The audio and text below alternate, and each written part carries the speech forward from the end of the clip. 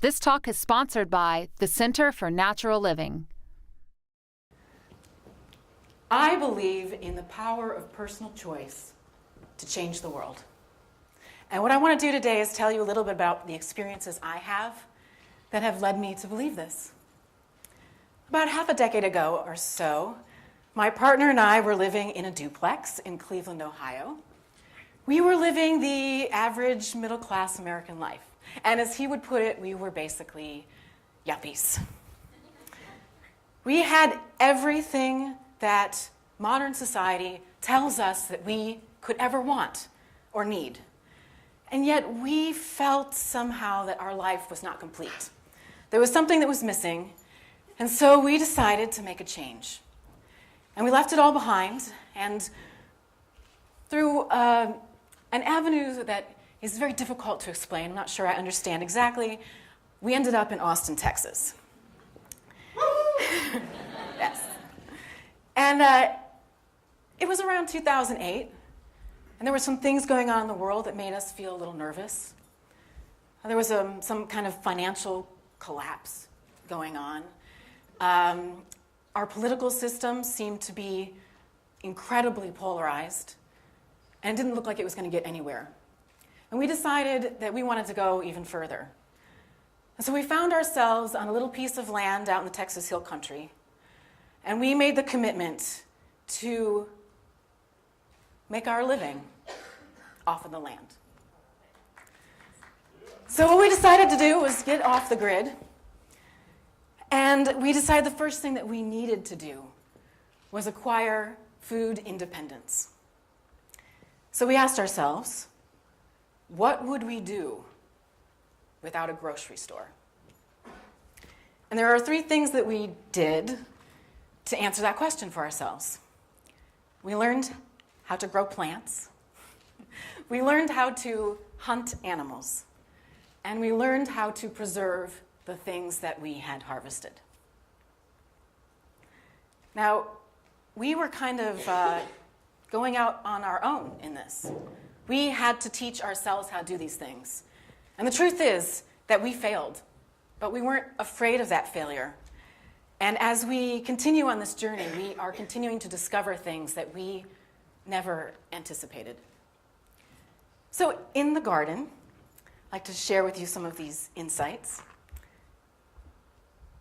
We discovered that it was vitally important to live in balance with the world around you, and that the laws of nature are inevitable. And we learned this from a squash. In the second season that we were growing out on the ranch, we had a lot of squash planted. We had some yellowneck squash and some zucchini, acorn squash, butternut squash, and my favorite, the spaghetti squash. And they were looking beautiful. They were growing vibrantly. They were creating some beautiful fruit. Until suddenly they weren't.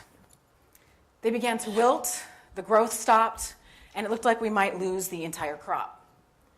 It being June in Texas, the sun was hot and it was dry, so we thought, well, they're thirsty. And we watered, and we watered, and we watered, and it didn't make any difference.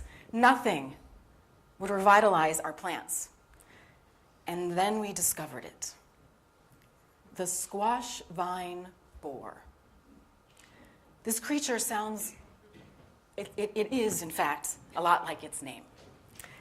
It is the larva of a very large moth, and it begins its life cycle as a teeny, tiny little egg, practically invisible, that is laid at the very base of the vine on which the squash grow.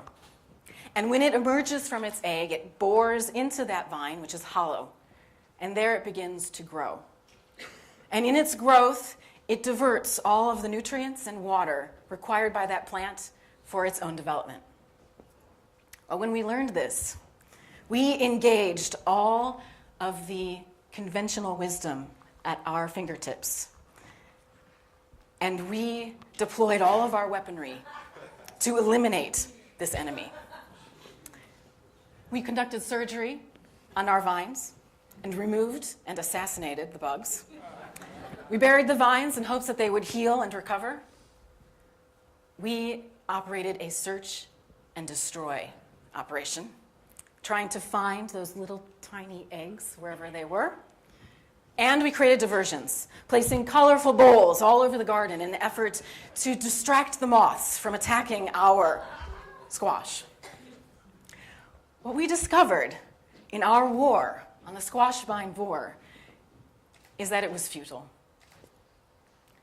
And we looked at the system around us, at the agricultural enterprises and industries, and realized that this was what they were doing, and it was unsustainable. What we came to understand is that you have to live in balance with nature. But a woman can't live by squash alone. And we decided we like eating meat, and so we were going to learn how to hunt. And I will always remember the very first evening that my partner Kurt got a deer. He came running up the hill from his deer blind and he said, "I got one! Now what?" Well, there we were. We had a 100-pound dead animal on our hands, and we had no idea what to do with it. And over the course of a very long night, we learned how to field dress, how to skin, to quarter, to butcher, to process, and to preserve the meat that would sustain us for the next year. But it wasn't just about learning the techniques to process that deer. We also learned an incredible amount about ourselves and our connection to that cycle of life. We learned how difficult it is to kill something. Sorry. It's difficult for me now to think about. And how much you have to detach yourself from what you're doing in order to accomplish the tasks that need to get done. To deal with that for ourselves, we created a ritual. And when the killing and the butchering is done, we take what we cannot use from that deer and we bury it. And we say thank you to the beautiful creature that has given its life to sustain ours. And through this practice, we have discovered a closeness with the food that we eat that we never had imagined before. And as we grow in that realization, we are continually shocked by how far our modern society is from that connection. It is assumed that you can walk into a grocery store and you can, on a shelf, find a neat little package, and in it is a chicken breast. You can take it home for dinner. Someone or something has killed and plucked, cleaned, and shaped that breast and wrapped it up really pretty for your convenience. And in all of that, we have lost something so vital, the connection to the cycle of life. Of course, deer season comes once a year, and the bounty of the garden, it fluctuates with the cycles of the season. So we realized that we were not going to survive on our own without that grocery store. We were not going to achieve food independence until and unless we could learn how to preserve what we had harvested. And in that, the discovery was, again, amazing for us. The process is so simple. With water and salt and heat and some time, you can preserve anything. When we realized that, we looked at the labels in the supermarket and we lost our tolerance for all of the ingredients on those lists that we couldn't even pronounce or understand or identify as a food.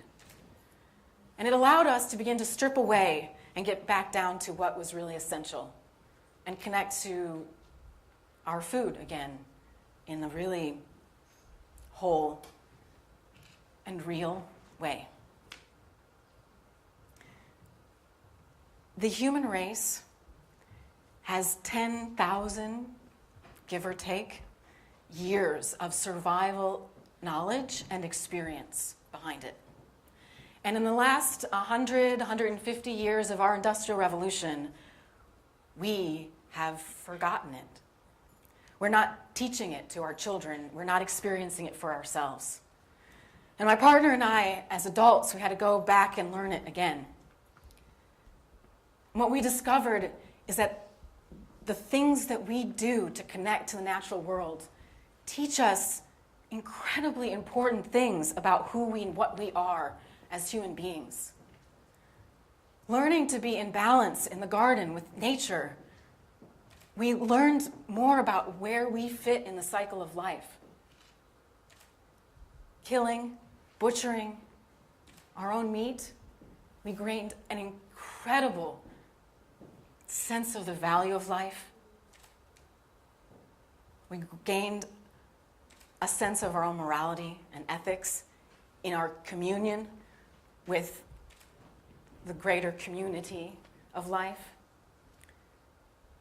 And in learning to process and store what we had gathered, we stripped it down to the bare essentials. And when we sat down for the very first meal we had, where everything on that plate we had grown or hunted ourselves, we realized for the very first time that what we had set out to do, to become fully food independent, was really possible. When we started out, when we set out on this journey, we weren't sure we could do it. We believed, as I think most of our society believes, we had moved beyond that as a race. We no longer had the technology or the information or the skills or the ability or the power to take care of that basic human need for ourselves. Well, ladies and gentlemen, that idea is wrong. We can do it. We can make that choice. And all it is one simple choice to begin with, which is the decision to take responsibility for your own life. So Kurt and I, at the place we now call Spooky Action Ranch, thank you, are hoping that we can be a seed or a nucleus